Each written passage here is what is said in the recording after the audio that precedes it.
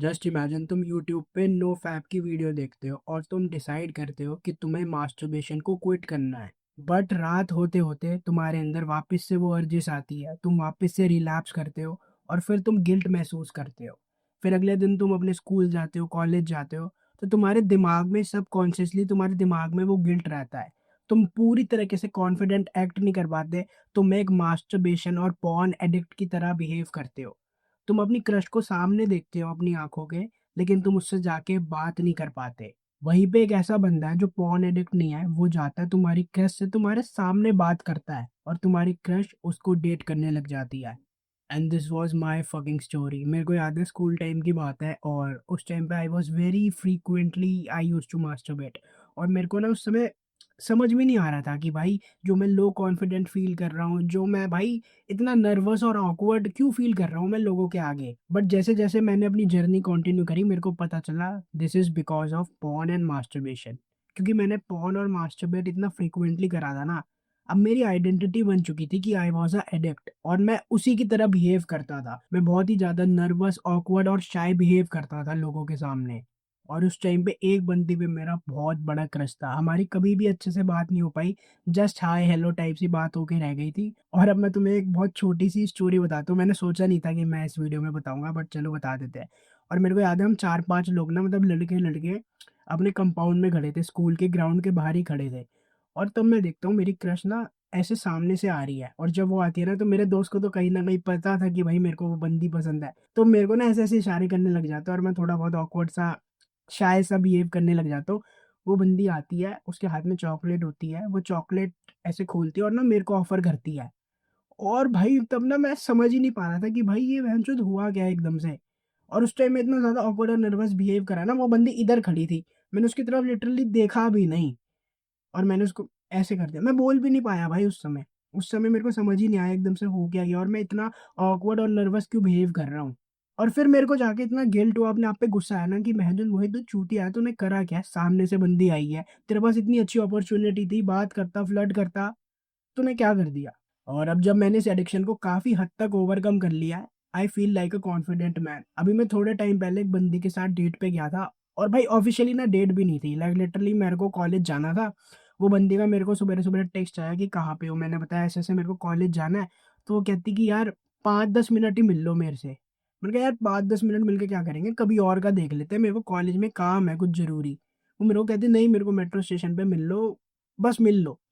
तो मैं जाता हूँ और वो बंदी लाइक लिटरली मेरे लिए एक ब्रेसलेट लाती है और उसके हाथ में एक चॉकलेट थी। और जब मैंने उसके हाथ में चॉकलेट देखी ना, मैं बिल्कुल 3-4 साल पहले चला गया था, वो स्कूल टाइम में। मैंने कहा भाई अब तो भाई मैं वो बंदा हुई नहीं जो ऑकवर्ड है लड़कियों के आगे, अब तो भाई राज्य है हम, अब तो भाई कॉन्फिडेंट है, अब कोई दिक्कत नहीं है। मैं लाइक लिटरली उसको ऐसे साइड हग देता हूँ, थैंक यू बोलता हूँ, चॉकलेट का रैपर खोलता हूँ, चॉकलेट तोड़ता हूँ, एक चॉकलेट उसको खिलाता हूँ, एक खुद खाता हूँ और I feel like a confident man. और जब मैं उसको चॉकलेट खिलाता हूँ, मैं देखता हूँ भाई वो इतना ज़्यादा ब्लश कर रही थी ना, जिसकी कोई हद ही नहीं थी। और यही होता है जब तुम ये मास्टरबेशन की एडिक्शन को क्विट करते हो। लाइक तुम भाई लिटरली दूसरे आदमी बन जाते हो, तुम रॉक स्टार बन जाते हो अपनी नज़र में। तुम्हारे अंदर कोई गिल्ट नहीं रहता, कोई शेम नहीं रहता। भाई एक काम करो, गूगल पे जाके ना सर्च करो इमोशंस फ्रीक्वेंसी ऐसे करके ही, तो तुम्हें दिखेगा भाई एक ना साइंटिफिक स्टडी है, ग्राफ बन रखे हैं। उस ग्राफ में ना सबसे जो लोवेस्ट इमोशन है ना, मतलब जो सबसे बेकार emotion as a human being तुम फ़ील कर सकते हो, वो है शेम और गिल्ट। और जब तुम ये बेकार इमोशंस फ़ील करते हो ना, तो तुम्हारी ऑब्वियसली लाइफ़ झंड होगी ही होगी भाई। और आई नो कि भाई तुमने बहुत बारी ट्राई करा है ये एडिक्शन को छोड़ने का, बट तुम छोड़ नहीं पाते। मेरे को पता है भाई कितना ज़्यादा मुश्किल फ़ील होता है ये एडिक्शन को बीट करना, क्योंकि भाई मैं वहाँ पे रह चुका हूँ, ठीक है? मैंने भी वो सारी चीज़ें हज़ारों वीडियोज़ देख के देख ली, बट मैं भाई कभी क्विट ही नहीं कर पाया ये एडिक्शन को अनटिल एंड अनलेस मेरे दिमाग में एक माइंडसेट आया। और इस माइंडसेट के बाद आई गारंटी भाई तुम्हारे लिए भी ये एडिक्शन को छोड़ना बहुत ईज़ी हो जाएगा। The mindset is these urges will go despite you act on it और नॉट। ये अर्जेस भाई आज भी आई हैं, कल भी आएँगी, परसों भी आएँगी, 10 साल, 15 साल तुम्हारी शादी हो जाएगी तब भी तुम्हारे अंदर ये अर्जेस आएँगी। ये अर्जेस कहीं नहीं जाने वाली, ठीक है भाई? ऐसा कुछ नहीं होने वाला तुमने वीडियो देख ली या तुमने कोई एक सीक्रेट टेक्नीक कर ली तो ये अर्जेस बिल्कुल ही आनी बंद हो गई है। तुम्हारे अंदर ये अर्जेस आएँगी, बट एज़ अ मैन हमारे पास एक भगवान ने सुपर पावर दे रखी है। The super power is emotional control. लड़कियाँ ना इतना ज़्यादा इमोशनल कंट्रोल नहीं कर पाती because that's the fucking nature. Feminine बंदी का नेचर ही है कि उसके भाई दिमाग में 36 इमोशंस आएँगे। इमोशंस उसका बिहेवियर डिक्टेट करेंगे, बट एज अ मैन हमारे पास यही कंट्रोल है भाई। हमारे पास यही इमोशनल कंट्रोल की सुपर पावर दे रखी है भगवान ने। बट तुम मैन जो उसका यूज नहीं कर रहे, जो हमारी सबसे बड़ी पावर है ना, तुम उसको यूज नहीं कर रहे।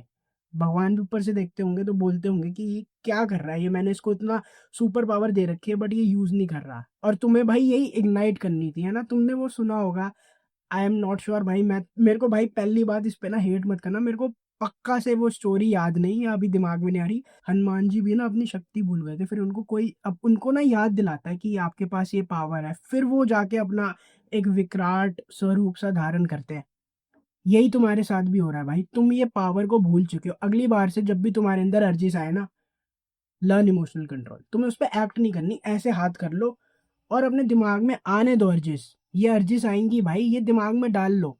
जब भी अर्जिस आई बस तुम्हें एक्ट नहीं करना, इमोशनल कंट्रोल लाओ। और ये भाई स्किल है। तुम आज मान लो तुम्हारे अंदर भाई 10 बारी अर्जिस आई और तुम एक बारी सिर्फ इमोशनल कंट्रोल कर पाए, 9 बारी तुमने अपने इमोशंस पे एक्ट कर लिया। ठीक है, बढ़िया है। ठीक है, बढ़िया है भाई, कोई दिक्कत नहीं है। ये एडिक्शन को छोड़ने में टाइम लगेगा, हम ये पहले से ही क्लियर कर चुके हैं।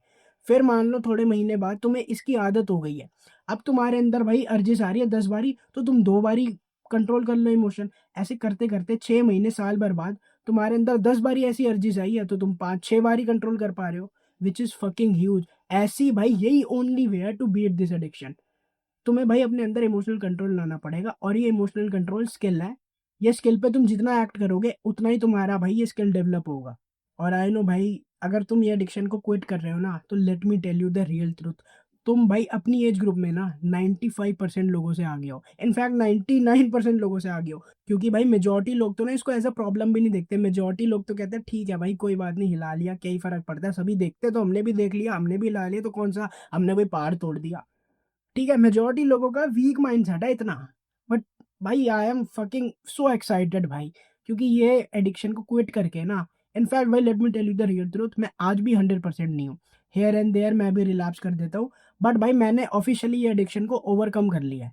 Like I am not know more addicted. मैं भाई पहले भाई एक दिन में 4-4 5 बारी भी हिला लेता था, और अब सिग्निफिकेंटली मेरे को याद भी नहीं मैंने लास्ट टाइम कभी भाई मास्टरबेट करा होगा, मेरे दिमाग में वो थॉट भी नहीं आता। और यही गोल्डन पॉइंट है। और I am so fucking excited for you. मेरे को पता है भाई क्या मेरे को बेनिफिट मिले हैं, और मैं चाहता हूँ भाई तुम्हें भी वो सारे बेनिफिट मिले। और अगर तुम्हें वीडियो भाई इंटरेस्टिंग लगी है ना, तो ऑब्वियसली भाई तुम्हें इंटरेस्टिंग लगी है, तभी तुम भाई इतनी आगे तक देख रहे हो। तो मैं चाहता हूँ कि तुम ये वीडियो को अपने दोस्तों के साथ भी शेयर करो भाई, तुम उनकी भी लाइफ में एक बेटर और एक अच्छा कंट्रीब्यूशन करोगे। और अगर तुम्हें ये वीडियो हेल्पफुल लगी है तो जस्ट इमेजिन मेरा भाई पेड कोर्स तुम्हारी कितनी ज्यादा मदद करेगा। कोई प्रेशर नहीं है, लेकिन मैंने उसका लिंक नीचे डिस्क्रिप्शन में दे रखा है। अगर तुम्हें भाई जेन्युइनली मेरी वीडियो हेल्पफुल लग रही है तो तुम एक बारी मेरा पेड कोर्स को भी चेकआउट जरूर कर सकते हो। अब हम मिलेंगे नेक्स्ट वीडियो में।